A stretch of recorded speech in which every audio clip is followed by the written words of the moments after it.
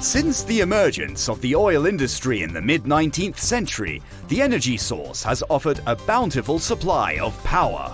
It has certainly triggered wars and reshaped geopolitics, with various countries competing to control the largest known reserves.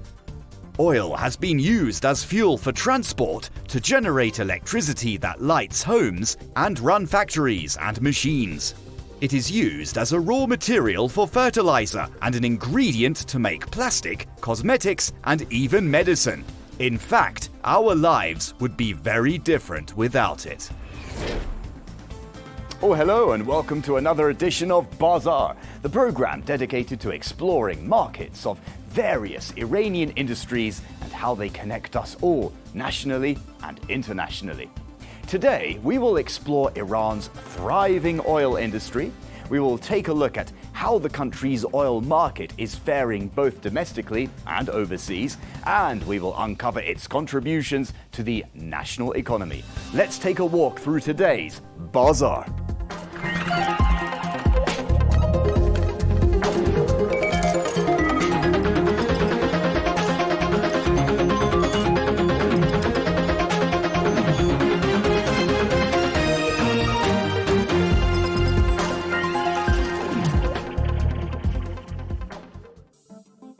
We visited the National Iranian Oil Company to gain more insight on the country's oil-related activities.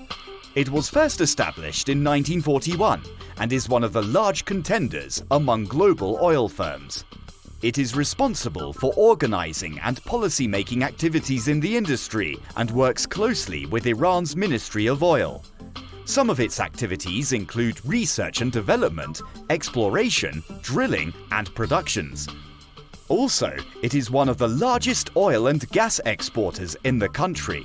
Its most recent project was the development and execution of the Strategic National Plan for transferring oil along the southern coastal region. The transfer is made possible by a 1,000-kilometer pipeline. This line carries oil from Gore in southwestern Bushehr province to Jask Oil Terminal on the Gulf of Oman coast. The pipeline involves the construction of 5 pump houses and 3 launcher and receiver stations. It also includes 10 power stations and other auxiliary facilities. After completion, it will have the capacity to transfer up to 1 million barrels of crude per day.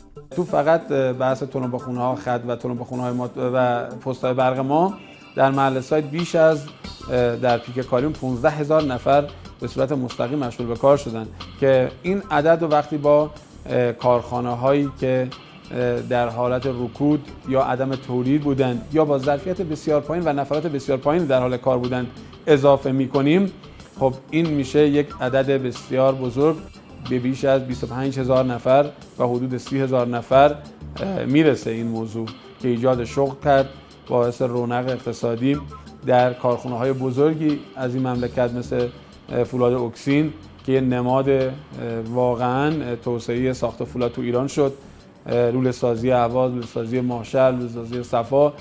This mega project has been underway for some 49 months, with 80% of it being completed so far. At the moment, the project allows 350,000 barrels to be exported per day.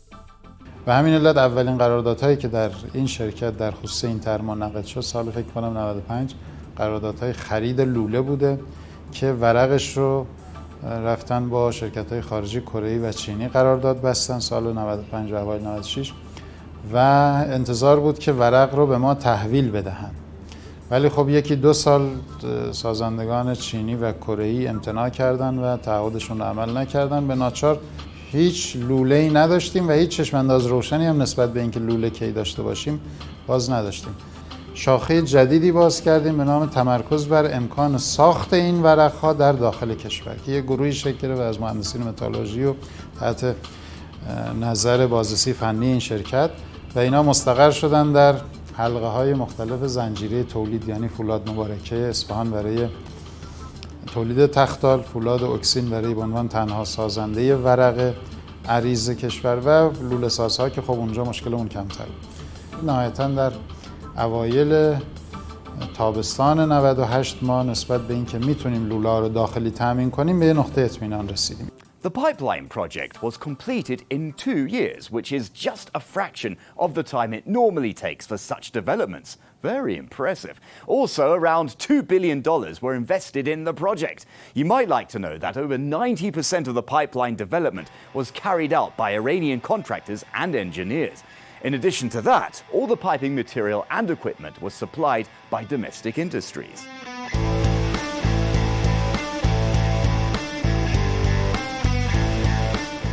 سرعت پیگ ما با توجه به اینکه گسترهای مختلف ما از ارتفاعات مختلف و شرایط مختلف میگذشت متفاوت بود. مثلا ممکن بود در یک سری گسترها سرعت پیگ یا سرعت حرکت توپک بیشتر بود به خاطر اینکه مسیر فلت بود، صاف بود. یک سری جاها مثلا ما کوههای بلند داشتیم.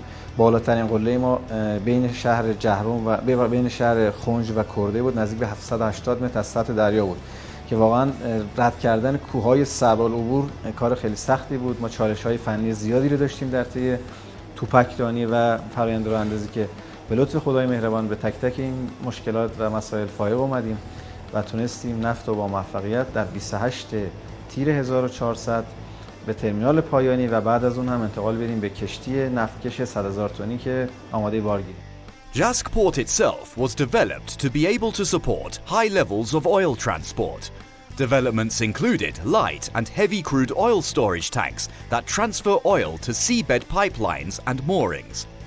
Also, loading facilities for very large crude carriers and metering facilities for crude oil were added to the terminal. These steps increased the terminal capacity to 10 million barrels. ما برای ساخت مخازن موظف به رعایت الزامات استاندارد IPS هستیم و تمام الزاماتی که در این استاندارد دیده شده در ساخت این مخازن رعایت میشه. علاوه بر اون ما موظف به در واقع رعایت مسائل زیست محیطی و پدافند غیرعامل هستیم که مجوزهای لازم باز از سازمان‌های مربوطه در این رابطه اخذ شده و با نظارت اونها کار در حال انجام. Most of Iran's oil exports happen at Khark port, which is inside the Strait of Hormuz in the Persian Gulf. The strait is a narrow channel at the mouth of the Gulf Thruway. About a fifth of the world's oil passes through the strait from regional producers to global markets. The Gore-Jask pipeline provides an alternative route for the country's crude oil exports, which helps avoid bottlenecking at Hormuz Strait. Also, the Gulf of Oman provides deeper water than the Persian Gulf. This means that heavier cargo carriers can pick up or unload their oil shipments at this terminal. از زمان جنگ به دلیل مشکلات که در خارک وجود داشته همیشه صحبت این بوده که یک مبدأ صادراتی دیگه هم علاوه بر خارک و دور از منطقه جنگی داشته باشیم. خب اون موقع این انگیزه غالب بوده که یه اقدامات نیمه کاری هم انجام شده، بعداً متوقف شده. بعداً به عنوان یک راهبرد کلان همیشه تو سیاست‌های کلان کشور بوده. حتی دورانی که ما جنگ هم نداشتیم بالاخره تنوع بخشی به مبادی صادراتی. 1 2 توسعه سواحل مکران، توسعه همه جانبه. وقتی توسعه همه جانبه میشه بالاخره بحث نفت و گاز و پتروشیمی اینا هم مطرح میشه. Iran has already loaded 100,000 tons of oil product from the strategic pipeline at Jask port for export purposes. کرونا به هر حال یک ریسکی بود که هیچ کس پیش بینیش نکرده بود و ما هم تو پروژه اینو پیش بینی نکرده بودیم. ولی به محضی که اتفاق افتاد شروع کردیم به این شیوه نامه‌ها و دستورالعمل‌هایی که از طریق در واقع ستاد مقابله با کرونا ابلاغ شده بود و اجرا کردیم. برای انجام این کار مجبور شدیم که کمپ‌های کارگری و در واقع کارفرمایی و نیروهایی که تو سایت مستقر هستن و تعدادشون رو بیشتر کنیم، جوری که مثلا قبلا اگر هر 4 نفر در یک اتاق زندگی می‌کردن این رو به 2 نفر و بعضی موقع به 1 نفر در واقع کاهش دادیم. این باعث شد که ما تجهیز کارگاهمون خوب خیلی بیشتر از قبل بشه.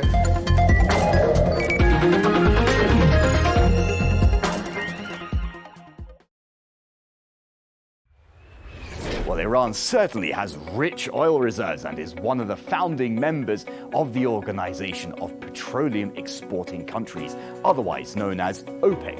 Get this, among OPEC members, Iran is the fourth largest oil producer and has the third largest oil reserves. The country's oil sector will be the first to benefit from the lifting of sanctions. Foreign companies are still interested in Iran's oil market, but the road to this bazaar has been obstructed by, you might have guessed, US sanctions. Based on figures from OPEC, nearly 80% of the world's proven oil reserves belong to member countries. The majority of these reserves are located in the Middle East, amounting to some 64% of the OPEC total. Iran has over 156 billion barrels of proven oil reserves as of 2019, which is roughly 9% of the world's share. Going off of OPEC statistics, Iran produced over 2,400 barrels of oil per day in June this year. Production figures would be much higher if it were not for sanctions imposed on Iran by the United States.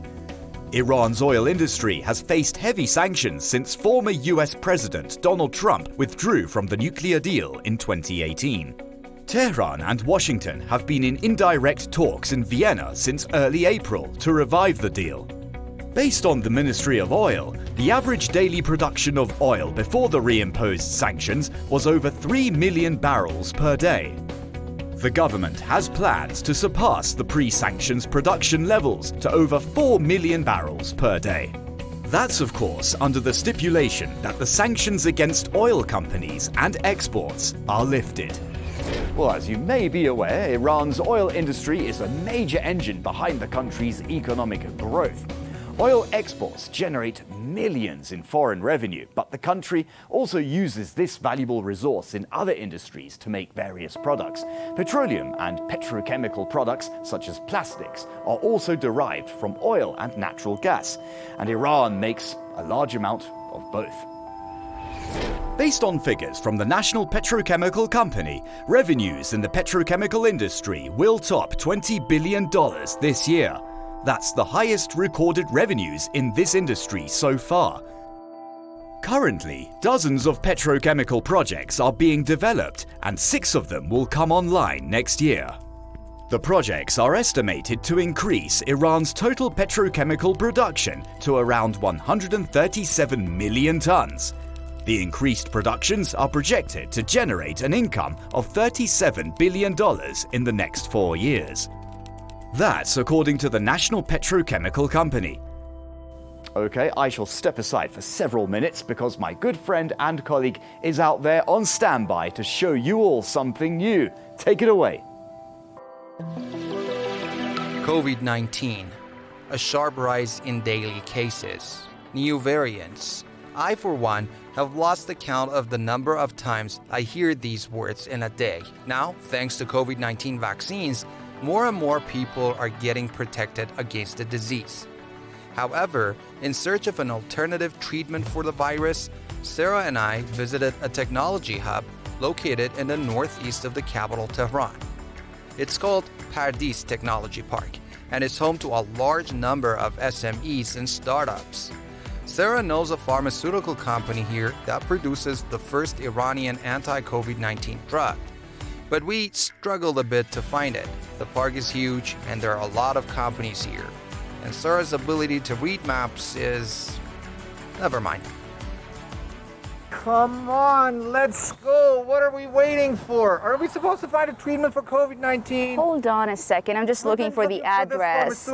Is it this one or this one? Can we please get this over with? 202? You know what? I know a pharmaceutical company that is known for its COVID-19 treatment. Isn't this what you're looking for? Yeah, I'm looking for a treatment for COVID-19. Okay, treatment for COVID. Get rid of the mask. This is called Mimdaru Company, and it's a credible one. We should give it a try and check the products. Let's get in. Celiravir is the brand name of Iran's first anti-COVID-19 drug. It's the first drug in the world to be introduced as a 4-component indication treatment for coronavirus. The nasal and oral sprays, oral tablets, and aromatherapy drop. The nasal spray covers the immune parts of the sinuses as well as the areas where there is a possibility of increased virus counts. The tablet is absorbed by gastrointestinal tract and immunizes the blood. The oral spray is effective in pharyngeal region and reduces the coronavirus count. At the beginning, we have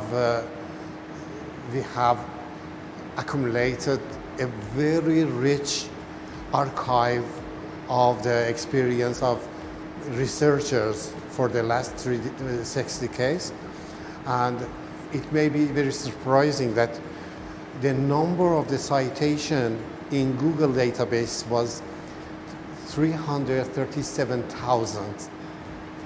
It was a huge amount. It was, we can say, an ocean of data.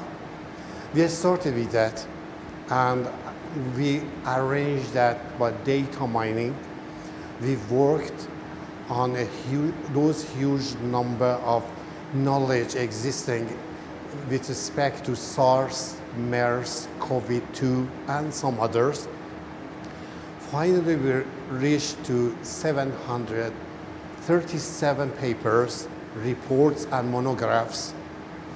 And based on that, we arranged a research team. At the beginning, it was less than 7, and finally, it reached to 31. Coronavirus attached to cells using its spike protein. This protein binds to a receptor that sits on the surface of human cells. After that, the virus undergoes a structural change that allows it to fuse with the cell. Once inside, the virus is able to reproduce. Treatment with this drug requires using the 4 types simultaneously for at least 8 days.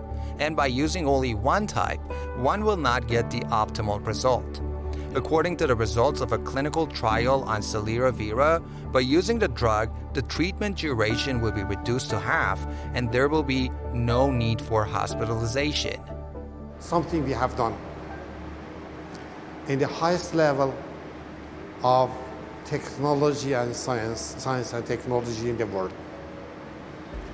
Fortunately, in a very big, since we were in the process of registering of patent, we couldn't publish, because if someone cannot make a patent, it contradicts. Fortunately, this week we have received permission from European Patent to publish.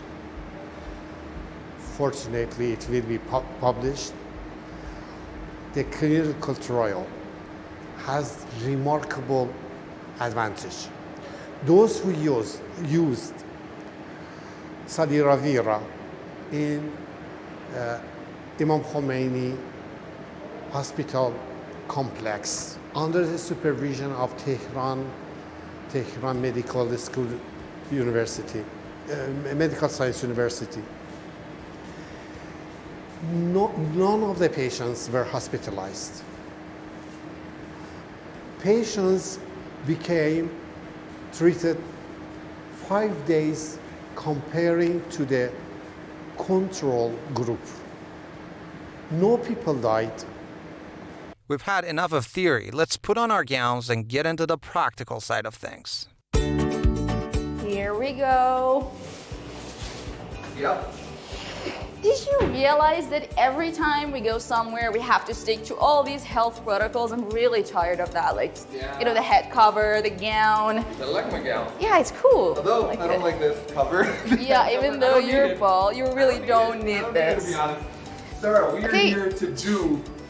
We're not going to do anything, but we're going to check out how the process of making COVID tablets. COVID tablets. I'm really excited. I've heard a lot about it, but I've never seen how it's produced. Okay, this is the raw material. Raw material is weighed here. This is a secondary weight room. Okay. The powder. Yeah, no, never. I've never seen the production procedure. There are a lot of devices here. I think it begins from this device. Yep, it's which must a mixer and a blender. Blender. So, okay. Yeah, the powder goes into this. The raw material gets into this. On it goes. Oh my God, it's not working. You went there. Yeah, it's not working. I think it rolls over in the raw material. It mixes and blends the blend together. The powder. What is this one? It actually keeps the powder after Yeah, it's once it's blended. Yes, mixed. What is it called? As far as I can remember, it was, just a moment, do not say anything. Fluid bed processor, that's it. Correct, yeah, so let's just... Yeah, then we should push Basically, it it forward. granulates the powder and Yeah. coats the effective material onto the excipient material. It's a little bit complicated here. Yep. Yeah, we did it.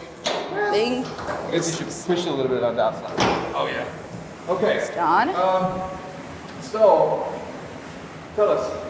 I think you should tell us. I don't know in details what it is, what it does exactly. The powder is here. Okay. The air is blown. It's blown from beneath. Okay. The powder goes into the air. It Yeah. circulates in this cylindrical shaped thing. Yeah. And there's a nasal at the top. Nasal at It the top. injects the effective material and the excipient material. What is excipient material again? Material. Oh The God, material I'm is not really good at effective. those The one- technical the material words. is not effective, right? Yeah. So it is coated on it, and yeah, it's pretty effective in Mm-hmm. formulating, developing, and producing clinical material. This device is Yeah. fluid bed. I think in a standard size. Yes, the granulation is when the particles are shaped in Specific size. Yes. Yeah, so once the whole process is done, right, then we will have a powdery kind of substance Yeah. that will enter another device and tablets are made. Are made. And do you have any idea what that does exactly? You know that. Which one? That part? Yeah, that here is part the of it air. is the air. Yeah. Okay, and then it is turned into pills, into tablets. Not here, but After this process, after the they process. are compressed into tablets. Exactly. That's Okay, shall what we? happens next? Let's go check it Yeah, out. let's go check it out.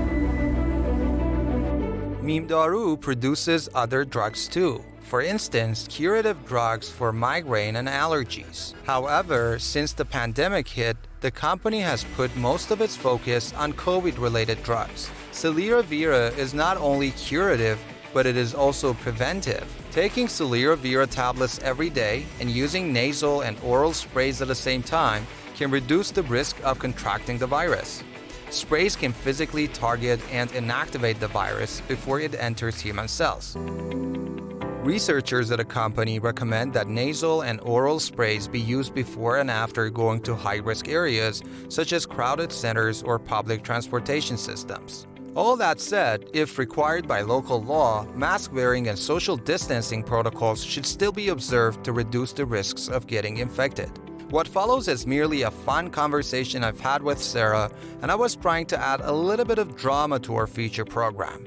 Please take local health protocols seriously. You know what? I'm relieved. I can finally take my mask off. Whoa, what are you doing? Taking my mask off. Taking off your mask? Yep. You shouldn't do that, Why not? Omid, because it's not 100% guaranteed. You really trust these little things? Don't you A trust peel, science? a spray for COVID-19? It says this oral spray, according to clinical trials and studies, it's absolutely effective in reducing treatment duration for COVID-19 outpatients. Wait a second. All I I have to do personally to be believe in COVID-free these kind of treatments for Is COVID-19. take a couple puffs. The virus itself is really And vague. I don't think there's any treatment for that. Goodbye.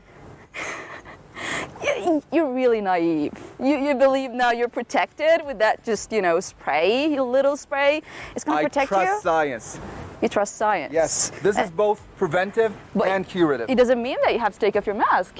Why not? Okay, keep trusting that, but do not take off your mask. Why not? I mean, Because you're so positive. I'm not so positive. Yeah, I am positive, but I'm not COVID positive. Well, I might be positive. You cannot meet people in public without a mask. A huge body of research, right? So I trust science. But I'm not really gonna try that. But I'm gonna trust science. But you have to trust it. Well, we are out of time, everyone, for today, unfortunately, but check us out on our social media if you want to learn more about this industry or other Iranian industries. And don't forget to leave us your feedback. We always enjoy hearing from our dear viewers. I have been Samson Sees you on the next Bazaar.